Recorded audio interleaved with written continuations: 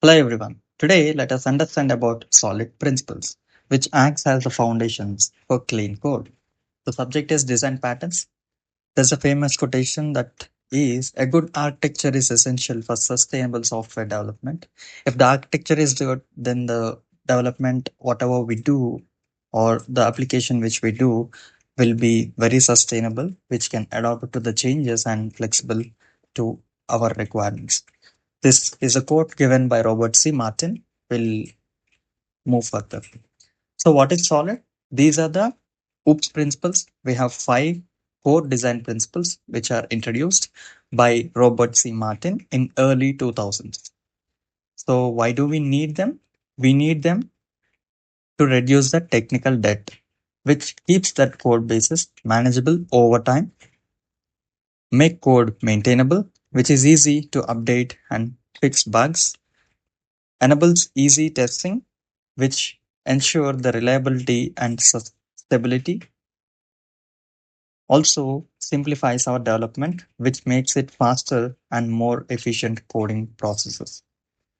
So without solid principles, if we don't implement solid principles and develop an application, the code which we use will be messy and hard to maintain. It also have the higher chances of increasing bug fixes and the longer development time would be taken, which also takes a lot of cost and the time which we invest. So with the solid principles, we can create a code that is clean and structured with few bugs and issues and faster development with low cost and maintenance. The problem is tight coupling. Tight coupling is a group of classes that are highly dependent on one another, which you should avoid in your code. So these classes are highly dependent on each other, which operate independently and which doesn't operate independently and highly focused on multiple tasks rather than single specific task. So it will be hard to modify without breaking a code. If we simply want to modify or extend our functionality without affecting the other parts, we have to have a solution for this. So the problem is the tight coupling is we cannot modify or extend our functionalities. Even if we want them, we need to change the complete code which we had written. So difficult to test independently. Since the code has classes which depend on one another, it will be difficult to individual components to test them in isolation. So the other one is challenge to reuse the code.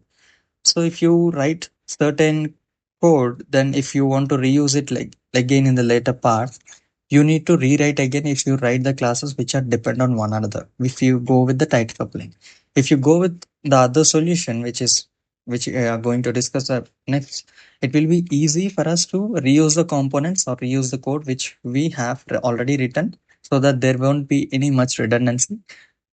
Yes, and the solution is loose coupling. Loose coupling is the opposite to the tight coupling, and your code is considered as a good code when it has loosely coupled with the classes.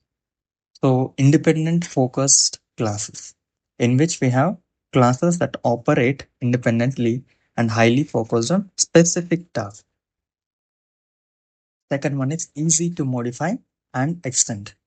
It is simple to modify and extend the functionality without affecting the other parts of our code, and simple to test. Individual components are easy to test in isolation.